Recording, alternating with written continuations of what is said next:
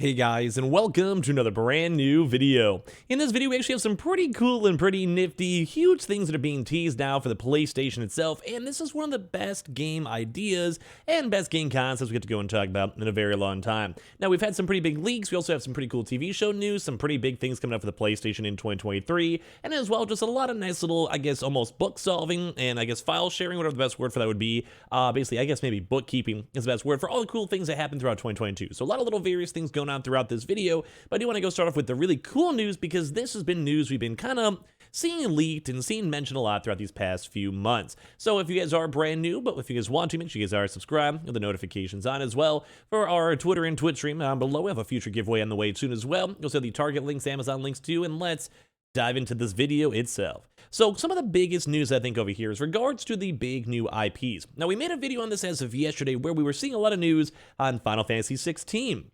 Where they're basically saying, hey, we're going to be taking the Final Fantasy 16 to the next level, fully utilizing the console and making this like just some god tier gaming. Like, we can't wait for it. Then we also had some really cool news in regards to Spider-Man. We had some more Forspoken news. But now we even have huge new teases for people who actually have a PlayStation 5 for one of the best games that came out this year in regards now to The Last of Us. So, in case you guys have been kind of living underneath a rock, there actually has been a lot of news in regards to The Last of Us. They've been hiring and trying to set up a brand new multiplayer game to essentially go make things like, kind of cool. Like, they have a cool environment, cool world, cool IP, and maybe also unique game engine that they can maybe go make like a really cool like third person view type game. Think maybe like the old Gears of War type style games, and basically make something really cool. But The Last of Us director now is teasing a brand new PlayStation 5 game. So as one of the co-creators of The Last of Us and a key figure in the Uncharted series as well, just in case you guys want some familiarity, Neil Druckmann is undoubtedly one of the most prominent and talented directors in the industry, and he has teased his next game. Of course, this game will be a PlayStation 5 game, but that's all we necessarily know about it as of this second. Well, that's all we know about it so far. Druckmann has also teased his next game with Naughty Dog. So as you guys know, the people who made Last of Us itself will be structured more like a TV show.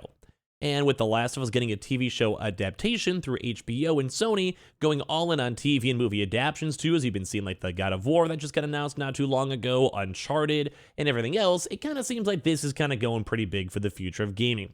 So basically, I'm kind of saying this is going to be some huge double whammy of, if we make a really good God tier, and it seems like they're wording cinematic type structured game, maybe a good example would be like those the name escapes me, but it's like more of like the Evil Within type style games. They're very, very cinematic. Or you also have a lot of the Quarry type styles, maybe probably the better example. The Wolf of... I always keep on forgetting the name of these types of games, but like a lot of those types of games. I was going to say the Wolf of Wall Street. The Wolf Among Us, those types of games, all those Walking Dead. So they have these very cinematic type style games where you kind of sit back and you're mostly playing. Maybe even also some other good examples too are like Detroit, like those type of style games, Until Dawn. And they have it's still a game, still a gaming experience, you're still playing the game, but it's also more of like a story experience too, like an interactive video game, interactive story. And I think that this is what they're trying to go push for. Well, they want to go have like a very well story-defined game that you're kind of along for the ride. Maybe make decisions, or maybe you have it's just a very interactive game.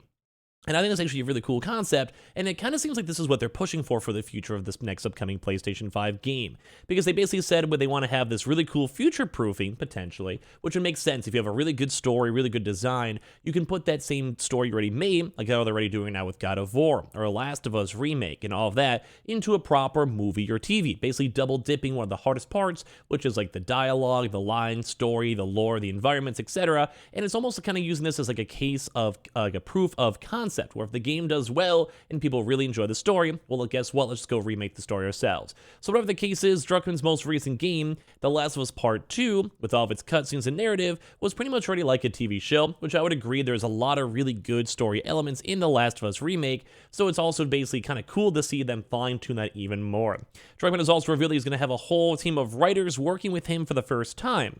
So this means that less of the game will be written by Druckmann himself, but he'll be more of like an overarching guy. Like if you like his stories, he'll be kind of up there and have a chance to have a big say and kind of determine a lot of things with the game itself. So they're saying this game is going to be more like a TV show, So it's going to have more writing, more story, probably more cutscenes, but I kind of sometimes like these games. Now, obviously, it kind of depends because you still want to have some sort of gameplay. You don't want to only be playing an interactive movie, but I like the idea of this because if you're a really good storyteller and you can kind of make people feel very immersed into it, like I said, maybe a good example is like Detroit.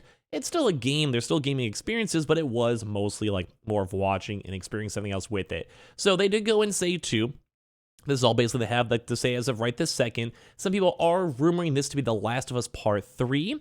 And that said, why a third game of the series would be like more of a TV show than the previous entries, we wouldn't know. So it's either going to be a brand new IP, and a lot of folks are assuming it's going to be more of a brand new IP underneath the Naughty Dog title, but it could also be The Last of Us Part 3 as well. So very cool to see this news overall, because it also ties into the actual show, where Troy Baker, the voice actor himself, says Pedro Pascal is so good in The Last of Us that he would change his original performance. So this is really the same kind of story of like these really good narrative-driven games that are basically impacting everyone and making everyone feel great and like they're inspired and feeling good, and it goes to showing how well these games transform into TV. So basically, Baker played Joel across the Last of Us games as the voice actor and has a supporting role in the new series as a villain, funny enough. Ashley Johnson, the original Ellie, will play Ellie's mother, funny enough, in the brief role too as well, so they somehow got the connections in there. Baker, though he has a vested interest in the series, has been raving about both the show and Pedro Pascal's, aka the Joel in the TV show's, performance. So Pascal is so good, Baker says, it actually makes him want to go back and change some things about his original, really good performance from back in the day. So it's really cool to see this because they're like kind of giving each other pats in the backs, and it shows on how well these video game narratives also transform into each other. So they're saying that the show is trying to hammer home all this time that it's as faithful to the original as it can be, but recasting Joel and Ellie with new actors was always going to be a gamble. And that's why it's also kind of a big thing for them to want to put extra effort into making the gaming script and story and everything else in between as good as possible, because they need to go and, well, fine-tune it enough so they can basically enjoy the game and game experience as they're like the same story game experience as they're making the movies or TV shows, etc., etc.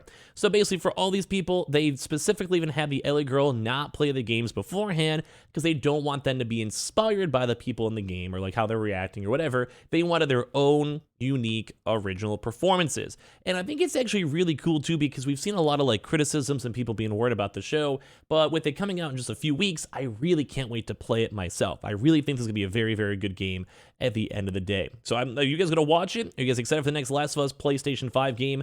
Let me know. Would love to hear your thoughts. We also have another interesting tweet too as well saying, no, just saying we're just making our games in an even more collaborative manner, and we're also maybe talking more about their next like 3 multi-party game, maybe a Last of Us Part 3 game, all that type of stuff. So we just had a lot of Last of Us news as of today, which is fun because we've also been seeing like PlayStation themselves also teasing so many different things coming out. Now we have the Forspoken game, January 24th. I'm pretty excited to play it. The random new controller, which I'm not really sure if I still want to check out or not. I'll let you guys know. Hogwarts Legacy, which I want to play. We have PSVR 2, which I'm still debating on. Marvel Spider-Man 2 in the fall, and a lot of other like various games like Final Fantasy 16 all filled on in, and they keep on pushing all the highlights which we covered before. Well, they have all these reveal trailers and all these different types of games, and it kind of goes and shows the future is kind of exciting coming out over here, like Destiny, Resident Evil, Final Fantasy, and some of the other Weeby games coming out in the near future, which is super cool to see. And especially because we keep on saying this and mention this, that the 2023 game for Final Fantasy 16, they want new combat styles. They want the fans of the game to really enjoy it and feel like how different it is. They want darker content. They want Square Enix not holding back, and they want to make one of the best games they've ever made. And I was a little bit skeptical on my first impressions on Final Fantasy 16 because I don't really like the olden type style. I like futuristic myself, but it's really cool to see that they keep on doubling, tripling down about how much they care about this game, how they want to make sure this game's gonna be great, and how they want to make sure the next game besides Final Fantasy 15, because that was kind of critically kind of mediocre from a lot of people's calls, are going to be so much better. I mean, they've kind of been around the MMO high for a while, but they really want to make sure these games are going good. So we've had a lot of comments saying that they're going to be, some people may be unhappy, but they're trying their best to do something new. They want the world to feel cool. They want the younger generation to enjoy the game. They want the animations to be sick. People don't really care as much as the old-fashioned RPGs, or they're growing out of it. We need to go and step up and make this game better. And this is why it's even cool, because imagine now a Final Fantasy 16 TV show based off of this. I know they did some movies for Final Fantasy 15, which would be also kind of cool. So it's kind of cool just to see all these like mixes all put together for these games and how everyone's been playing these on up. And as well, last but not least, they did also have a really cool trend video to wind down the video, and I just want to highlight how it's kind of cool they go bring up games like cats, all the really cool accessibility options they've had a chance to go and do, and everything else, because I actually have had a chance to play almost all of these games, and it's kind of nice to go and see that we at least had some brand new IPs and refreshers throughout this year. So give me your thoughts and comments down below. Make sure you guys are subscribed with the notifications on as well. Follow the Twitter and Twitch room down below. Target Amazon links too, and I appreciate you guys all so much for watching here in the first place.